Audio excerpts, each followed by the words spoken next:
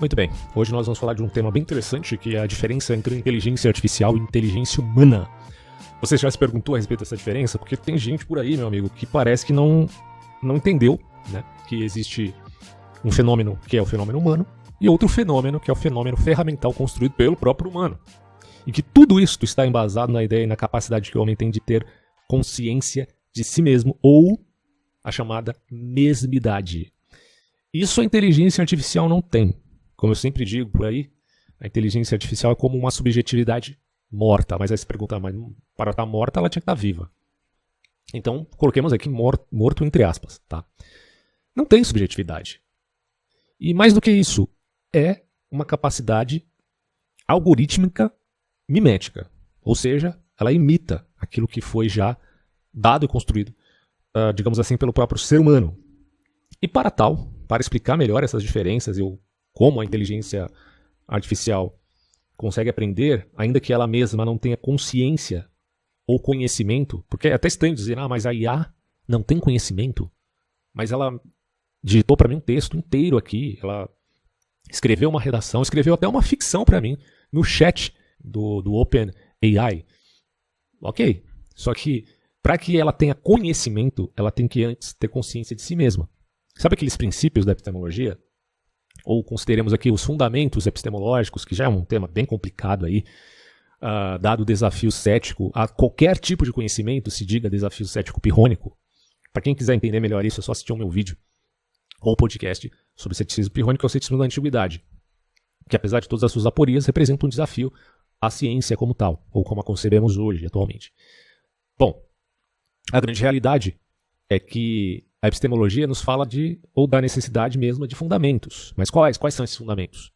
Da escola escocesa se diz: para conhecer é necessário crer, no sentido de eu creio no mundo fora de mim. Como poderia falar dele se não por isso? Claro que outros irão questionar, principalmente aqueles de caráter mais idealista. Mas do ponto de vista realista, você pode ter um realismo moderado, um realismo exagerado, como o de Platão, moderado, como o de Aristóteles, ou mais satisfatório, dizem alguns aí, apesar de controverso, de Xavier Zubiri. Mas são avaliações a se fazer. Um realismo moderado dirá que há um mundo fora de mim. Mas, de qualquer coisa que se diga, dirá o fenomenólogo como Edmund Husserl, mesmo duvidando um mundo fora de mim, eu tenho que ter consciência de si mesmo. Ou, enfim, a consciência é um elemento que não pode ser redutível de modo algum. Também poderíamos dizer intencionalidade e de uma forma mais ampla, mesmidade, não necessariamente vinculando-se àquela tradição fenomenológica, mas indo um pouco além aqui. Nesse sentido, a gente já percebe que tem uma coisa muito distinta aqui entre a experiência humana e uma inteligência artificial. Um ponto, o homem pensa. Já parou para pensar nisso, sendo redundante? O homem pensa, a inteligência artificial pensa? Não. Ela não pensa, pessoal, não pensa. Portanto, fica difícil de acreditar que ela tenha uma determinada subjetividade, dado o seu mimetismo completamente artificial. Mas pode dizer, mas as crianças são miméticas em relação aos adultos. Tá, mas você não pode acreditar na fábula da tábula rasa de empiristas do passado. O aparato cognitivo humano não é uma tábula rasa. Não estou aqui necessariamente concordando com as atribuições kantianas a esse respeito. Mas nós temos um aparato cognitivo para lidar com a realidade fora de nós. Se você quiser ser mais kantiano, você vai dizer que a realidade fora de nós não pode ser conhecida em si mesma. E que quem determina o objeto ou o que está fora de nós é o sujeito, logo o aparato cognitivo desse sujeito, que, coloquemos assim, seria aqui como a priori. De qualquer maneira, a gente percebe que se cremos no mundo fora de nós e no testemunho da memória, mais importante nesse caso, o que é o testemunho da memória? Eu creio que eu fui eu mesmo, há 2 segundos atrás, há 3 segundos atrás, há um dia, e até os anos da minha vida, quando começou a minha vida, e até aqui, até o presente. Há um testemunho da minha memória. Mas como é que você prova isso empiricamente no laboratório? Filosoficamente falando, é meio difícil. Mas é uma certeza evidente, né? E do evidente você não se obriga a dar provas. Tudo isso será questionado pelo cético que prioriza pela loucura, se é que você me entende.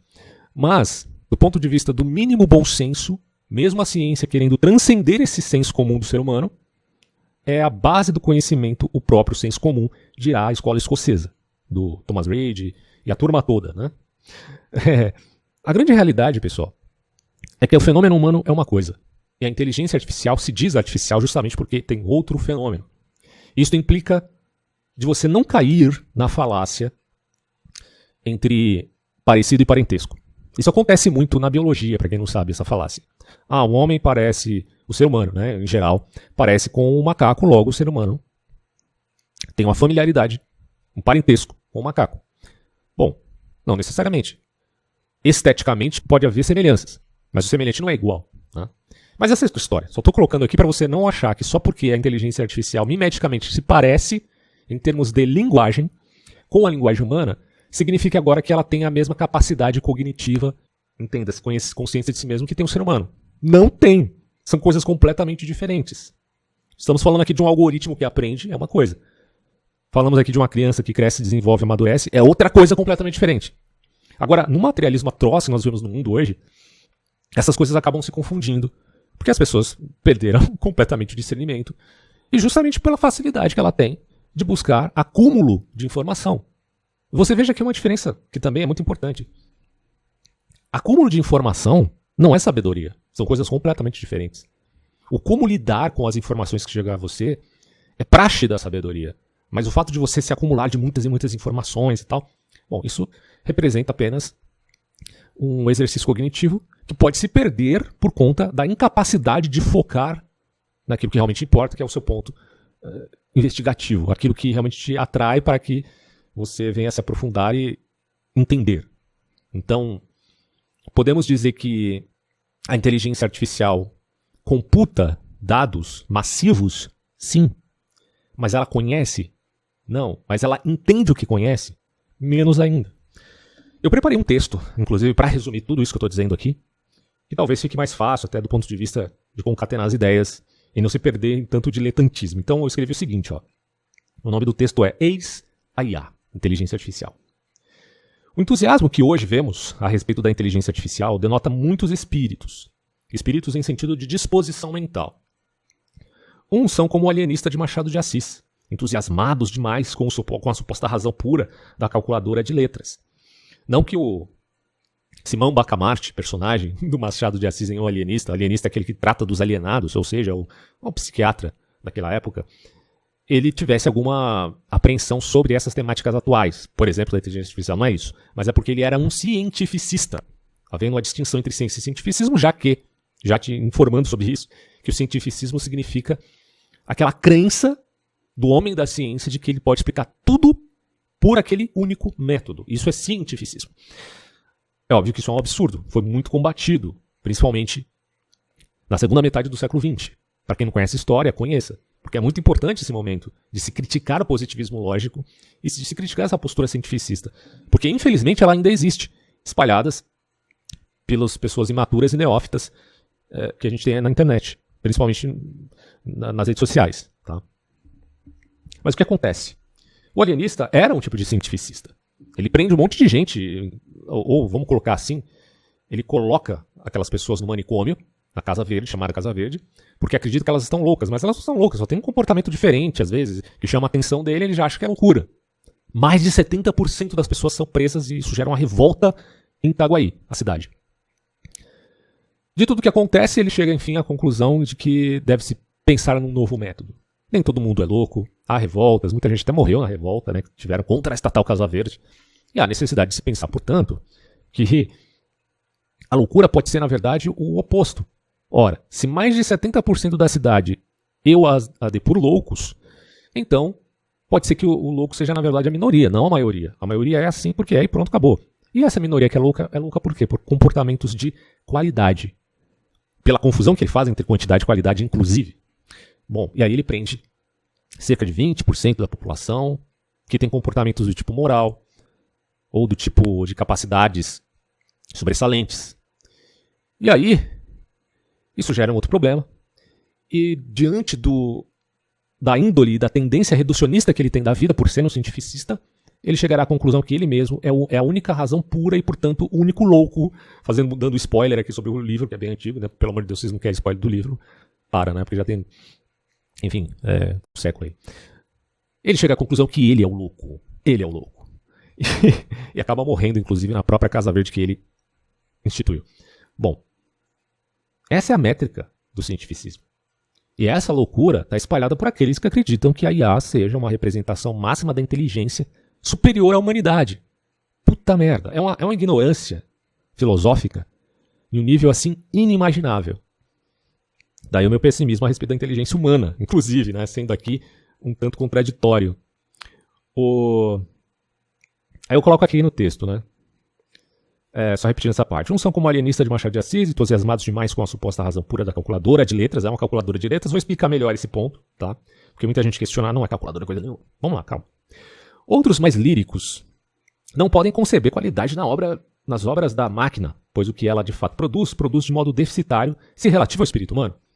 Ora, o ChatGPT ele pode escrever uma ficção? Pode. Só que compare a ficção que ele escreve com um livro de Machado de Assis. Você fala, mas calma, porque essa inteligência artificial ainda está se aprimorando.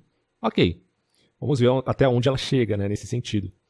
Porque certamente a capacidade de Machado de Assis não era apenas no aspecto técnico, mas no sentido de criar uma história que tem a ver com uma realidade perene que ele está vendo e sentindo, como a questão do problema relativo à vida e à ciência. Isso a máquina não pode fazer, porque ela não está sentindo o problema, ela não está correspondente àquela realidade social. Ela não está envolta dessa realidade social. Ela pode enxergar padrões, a gente vai ver isso. Ela pode escrever a partir desses padrões. E, portanto, ela pode ser uma grande ferramenta para o ser humano que tem essas intuições e que pode pedir para a máquina escrever a partir dessas intuições. Aí, pode ser que ela consiga escrever algo relativo a isso. E eu digo aqui, né? Essa distinção entre a inteligência humana e a inteligência artificial pressupõe uma diferença de quantidades e qualidades. Quantitativamente falando, digo por produtividade e rapidez, a inteligência artificial é superior em todos os sentidos. Por exemplo, escreve um texto muito rápido se você pedir de determinado tema.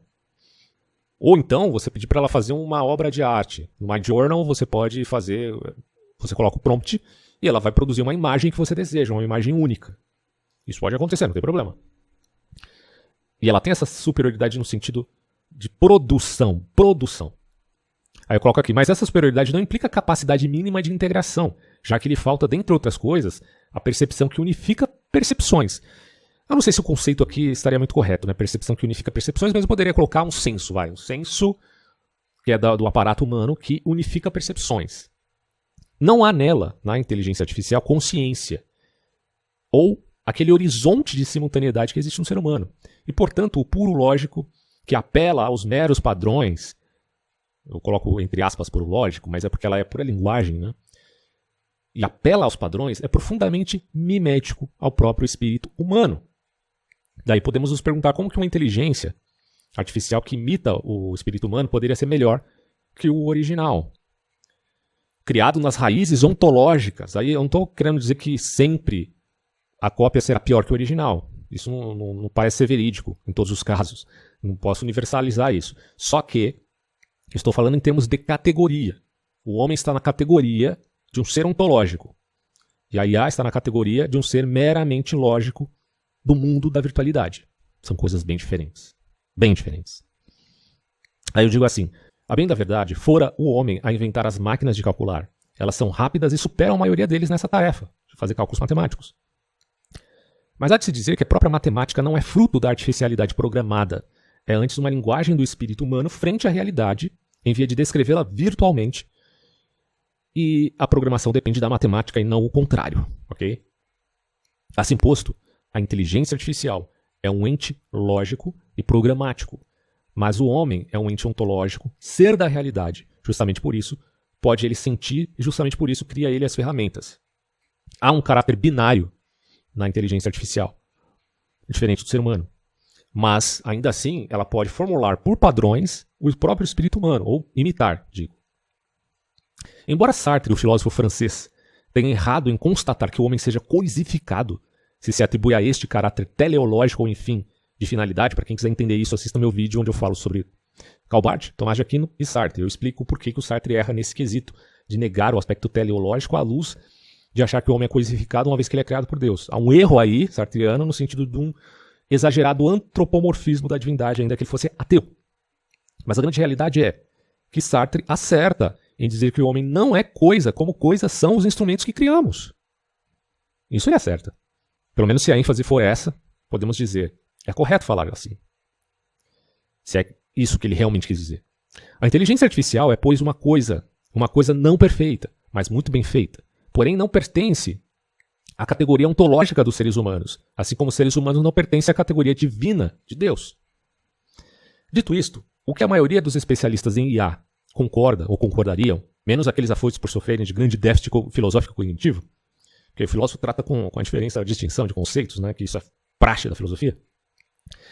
Mas eles concordam, ou pelo menos a maioria deles, no ideal futuro de boa parte dos transhumanistas, a saber, na integração de processamento rápido de informação como faz a IA, ao espírito humano. Então, se você integra a IA ao espírito humano tem a intuição, a IA tem a produtividade e a rapidez de lidar com dados massivos. Logo, você tem, então, a acoplagem de duas coisas. E esse é o ideal do transhumanismo. Não o medo de que a IA se torne malévola e domine o mundo. Alguns até têm esse medo, mas isso aí não faz jus à realidade porque é um erro categorial, como a gente está vendo aqui. E essa integração seria por uma gambiarra que eles almejam, talvez algo parecido com aquela coisa que Elon Musk pensa estar construindo em via de conectar cérebro a transistores, ou podemos entender aí algo chamado Neuralink. Pesquisem sobre. O proclamado fim da humanidade não é de fato o fim da humanidade. É só uma conjectura catastrofista a respeito do fim da humanidade. Inclusive baseada numa ficção fuleira chamada Exterminador do Futuro, que é uma palhaçada sem tamanho, dada a incongruência do filme. Eu, inclusive, fiz um vídeo sobre esse assunto. Então, o proclamado fim da humanidade não é o fato de o fim da humanidade, é só uma etapa onde o homem deve, enfim, lembrar de seu próprio aparato cognitivo. No movimento de grande entusiasmo cientificista, as almas ficaram mais burras. Por quê? Porque elas deixaram de escrever textos, de desenhar, de fazer artes, preguiçosos na esperança da integração entre homem e máquina. Porque já que a gente vai conseguir essa integração, então não preciso ficar me matando de aprender sobre filosofia, sobre, sei lá, história, geografia, português, matemática, etc. A máquina faz tudo por mim. E se ela faz tudo por mim, eu não aprendo nada. É aquele aluno que na escola usa o ChatGPT para fazer redação, texto. Redação não, né? Porque a redação tem que ser feita na hora ali. Mas trabalhos de escola. A inteligência artificial faz tudo.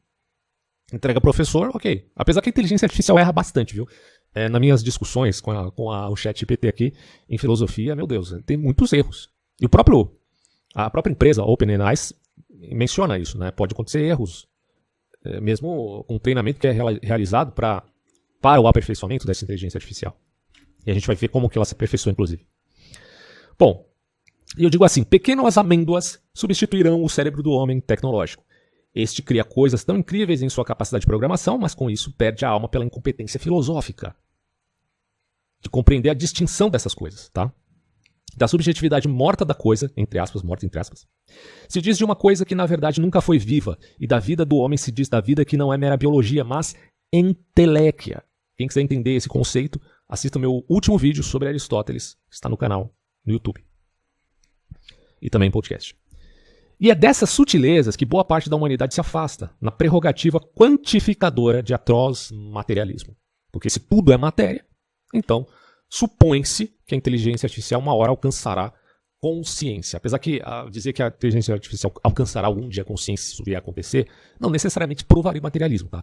Mas ainda assim, é difícil a gente acreditar que nesses parâmetros atuais a inteligência artificial tem alguma consciência. Não tem. Explico ao final. A IA é escrava da previsibilidade programática. O homem não é nem dos instintos. Consegue perceber essa diferença? O homem é escravo dos instintos? Não necessariamente. Tem tendências, óbvio.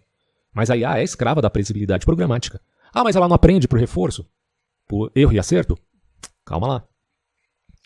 Os aprendizados da máquina, eles podem ser resumidos pelo menos em 3 aprendizados mais importantes, que é o supervisionado, o não supervisionado e o reforço. De forma geral, a IA é alimentada com dados e aprende a partir desses dados. Dados massivos. No aprendizado supervisionado, o modelo, vamos colocar assim de uma forma cronológica, talvez não necessariamente, não sou especialista em programação, mas nesse sentido, o algoritmo ele recebe dados rotulados, ou seja, as entradas já têm as saídas esperadas definidas, nomeações, eu vou daqui a pouco dar os exemplos.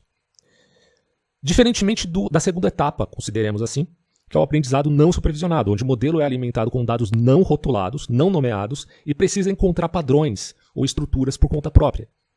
E no aprendizado por reforço, que é um terceiro movimento aí de aprendizagem, onde o modelo, ou entenda-se algoritmo, é alimentado com recompensas ou punições por suas ações, e aprende por tentativa e erro. Mas isso aqui é um processo do cão de Pavlov? Não necessariamente, porque a IA não tem ciência. Então, só para a gente entender melhor isso, vamos ver alguns exemplos aqui que eu separei. Aprendizado supervisionado. Classificação de imagens, por exemplo. Dada uma imagem, ela tenta prever se ela é de um gato ou de um cachorro, ou de uma vaca ou de um elefante. Previsão de preços de ações. Dado o histórico de preços de uma ação, a IA tenta prever seu preço futuro. Então isso aqui no sentido de um aprendizado supervisionado. No que se refere ao não supervisionado, ela faz um agrupamento, por exemplo, de clientes de uma determinada ramo de atividade ou de um nicho específico.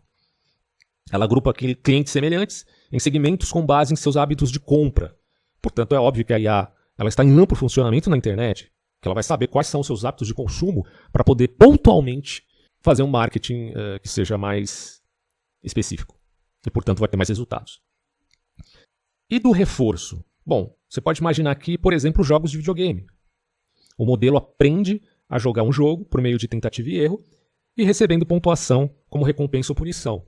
Então, quanto mais for difícil o jogo, a IA vai se adaptando, vai melhorando e vai se tornando expert num determinado jogo.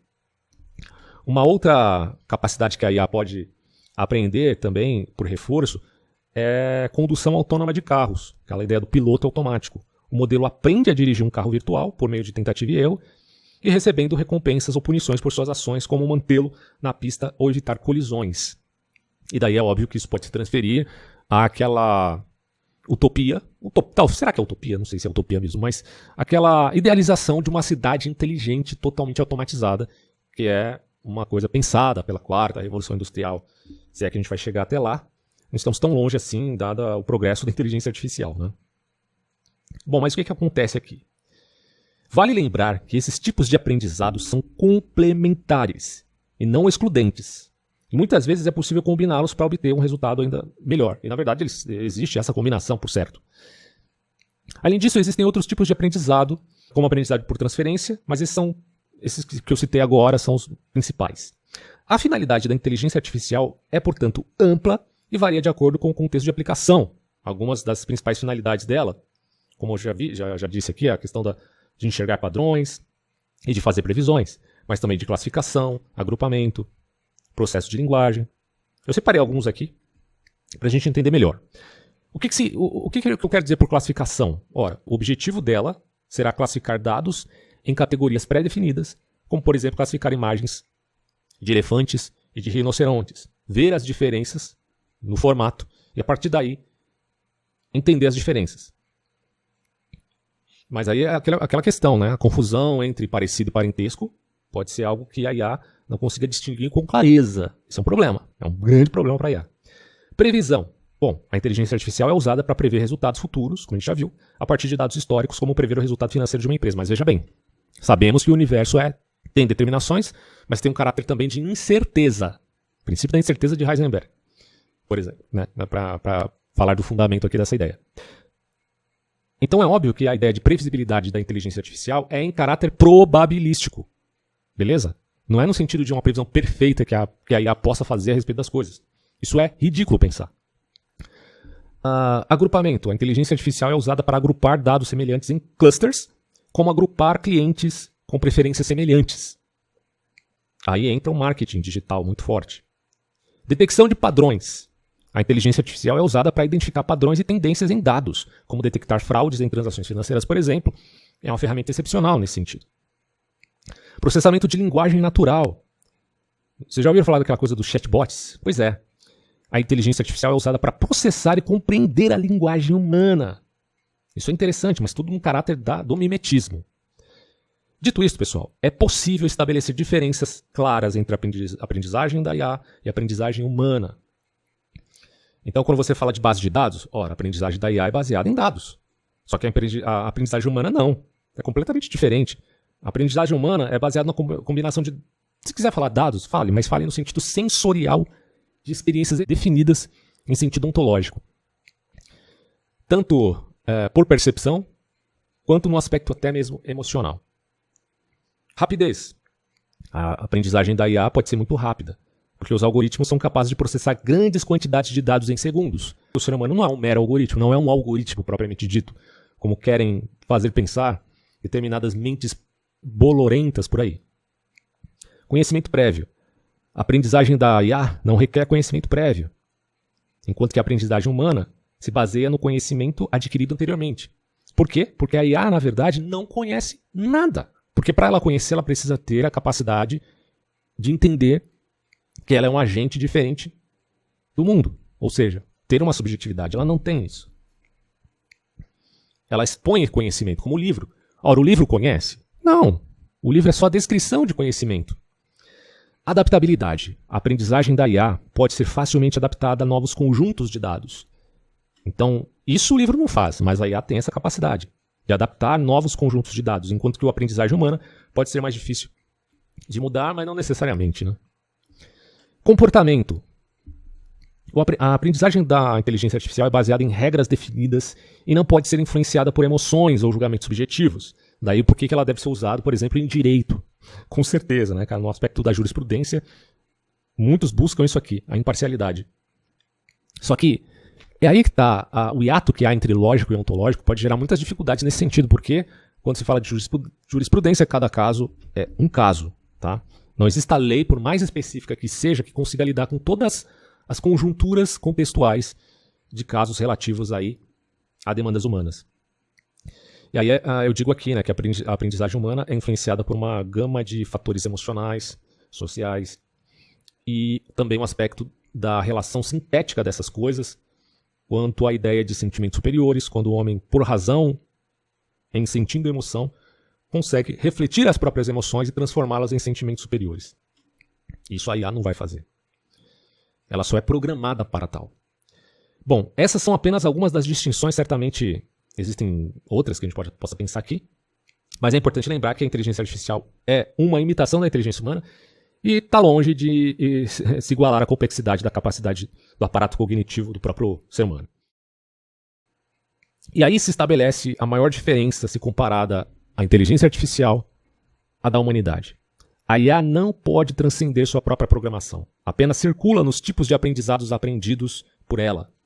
Essa incapacidade de transcendência demonstra a falta de intencionalidade, consciência e senciência. Quando se fala de inteligência senciente, daqui a pouco eu vou citar aqui o Xavier Zubiri sobre esse tema. No fundo, a IA é apenas uma alma, entre aspas, morta, mimética em todos os sentidos, castrada e incapaz de fluir para fora de si, porque intencionalidade é isso em fenomenologia, fluir para fora. Pois não há nela mesmidade. Esse é talvez o fator que mais chame a atenção para todo esse processo, trazendo-nos uma evidência indireta contra o materialismo. Porque se a busca é por uma razão pura, e essa razão pura é uma coisa tão castrada, que trata as coisas apenas como dados massivos, fica a pergunta, por que o humano é superior? Bom, ele é porque ele tem inteligência senciente, ou inteligência da realidade, integrada à realidade. A IA é inteligência, mas não é pensamento, é só linguagem. Sacou? Como eu disse no começo, a IA pensa por acaso? Não. Sendo, pois, uma linguagem que não pensa, ela é, portanto, produto como o é um livro. O livro transcende o autor do livro. O quadro transcende o autor do quadro. E a IA é, pois, apenas uma linguagem que age por conta própria, seguindo padrões pré-estabelecidos de quem transcende seu próprio programador. E, na verdade, quando você programa a IA a produzir uma arte, ela está produzindo de acordo com aqueles padrões que ela encontra naquilo que já foi produzido pela própria humanidade. É mímese. E como mimética, ela é muito competente. Como Xavier Zubiri nos lembra, a inteligência senciente dos humanos, em particular, é a capacidade de sentir, compreender e responder ao mundo que nos cerca. Ela é inerente a nós e está relacionada à consciência e à percepção. Alguém pode até perguntar, mas pera lá, o ser humano também não imita o outro? Imita. Como eu disse, as crianças imitam os adultos, por exemplo. Ou aqueles que são menos competentes imitam aqueles que são mais competentes. Só que, enfim, existe sempre aquele que inaugura alguma coisa. Uma escola de arte, uma escola filosófica, enfim, sempre há alguém que está na vanguarda, e o espírito humano está aí, na vanguarda, na criatividade de vanguarda. Já a inteligência artificial é criação e, portanto, instrumento. É baseada em algoritmos e processos computacionais. A IA como subjetividade copiada é morta e inerte. É morta porque é inerte, na verdade. Não tem consciência ou percepção do mundo. E suas ações são determinadas exclusivamente pela sua programação e os dados de treinamento recebidos. Pronto. A pergunta é, a IA vai transcender a sua própria programação? Não, ela vai ficar circulando ali, aumentando o seu rol de conhecimento por treinamento, mas nunca fugindo da sua, vamos colocar assim, combinação algorítmica. Não consegue, não pode fugir daí. Assim posto, é uma forma de inteligência instrumental, por ser mera linguagem, que serve como uma ferramenta para ajudar o ser humano a compreender e agir no mundo, mas que não tem a capacidade de sentir ou perceber o mundo de forma autônoma. É, pois, em sentido simples, mais uma calculadora, porém, de ares poéticos, no sentido que ela é uma linguagem de humanidades, não apenas numérica. Podemos realmente dizer, por analogia, que um livro é um tipo de algoritmo, pois ele fora construído de modo a representar um pensamento ordenado à luz da intenção do autor, mas sem a capacidade de interação e ajustes. O livro não tem isso. Nesse caso, portanto, seria cabível dizer que a IA, em certo aspecto, é como um livro, porém, ela vai além disso porque ela constrói a própria aprendizagem, dado esses treinamentos impostos. E ela consegue interagir de uma maneira ativa e não meramente passiva. Portanto, ela se adapta, inclusive a novos conhecimentos, e se constrói. Ela não é capaz de transcender-se, como ocorreria numa suposta mutação bem-sucedida. E a bem da verdade, se esse último caso já é polêmico na biologia, a questão da mutação, porque geralmente toda mutação gera algo ruim, né? Quem dirá na informática? Seria mais absurdo ainda. Então, pessoal, a coisa não é tão simples como a gente pensa. Muitas vezes a gente confunde esses conceitos. Você transpõe um conceito que está lá na biologia e coloca ele na informática. E acha que as coisas vão se dar da mesma forma lá como se dão aqui na vida. Não é assim. A mesma coisa acontece com o darwinismo. Você pensa o darwinismo no aspecto biológico e quer transpor essa ideia para o aspecto social. Aí você chama um negócio de darwinismo social e mata um monte de gente no século XX. E as coisas não são assim, na realidade. É uma transposição indevida. Tá? Apesar do próprio darwinismo, enquanto biológico, à luz do que se chama seleção natural, ter problemas no que se refira justamente ao que eu tinha dito no começo, a confusão entre parecido e parentesco, né, que é muito citado aí pelo pessoal do design inteligente. Mas eu não vou entrar nesse mérito da questão agora, porque isso aí é muito para manga. Mas meu grande ponto aqui é contestar essa confusão que é feita, porque muita gente chama o cérebro de hardware e a mente de software. Né, de uma forma assim... Uma coisa é você falar por analogia, outra coisa é você falar no sentido unívoco dessas coisas. Que a coisa é assim como é na informática, é na biologia. Isso é um absurdo. Não caiam nessa esparrela. Aliás, pelo amor de Deus, saiam logo desse cientificismo enlouquecido que tem por aí. Só uma nota. A ferramenta citada, o ChatGPT e outras formas algorítmicas, são sem dúvida instrumentos valiosos que podem ser usados numa gama de atividades, dentre elas algumas pesquisas bibliográficas. Neste caso, o fato de criticar o entusiasmo paradoxalmente catastrofista de algumas pessoas em relação à inteligência artificial não significa que não devamos usufruir dessa tecnologia, muito pelo contrário, pois minha ênfase aqui é a de apenas entendê-la naquilo que ela realmente é, no presente momento, já que não alcançamos ainda a, entre aspas, tão sonhada singularidade tecnológica, onde o artificial ganharia vida e se multiplicaria. Podemos pensar na parceria homem e máquina nestes termos, onde a ferramenta ajuda o homem, mas não assume sua criatividade e competência, vide plasticidade cerebral. Eis meu apelo. Usem o cérebro e abandonem a vida de jumentos passivos. E antes de terminar, agradeço a todos que chegaram até aqui. Aliás, caso tenha gostado do conteúdo, avaliem a possibilidade de apoiar o canal. Aproveite também para verificar o conteúdo pago, links na descrição. Um abraço a todos.